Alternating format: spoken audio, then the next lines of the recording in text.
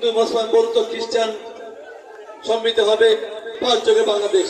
কোন ধর্মান্তর গোষ্ঠী যেন আমাদের এই সম্প্রীতি নষ্ট করতে না পারে, আমাদের এই বন্ধুত্ব বন্ধনকে ধ্বংস করতে না পারে।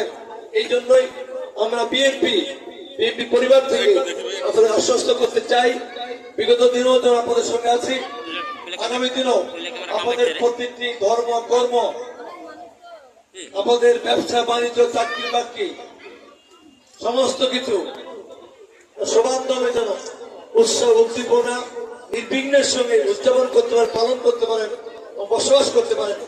এই জন্য উপরে ভগবান, নিচে আপনাদের যতটুকু সহযোগিতা করা দরকার আমরা বিএনপি পরিবার আপনাদের সঙ্গে থাকবো।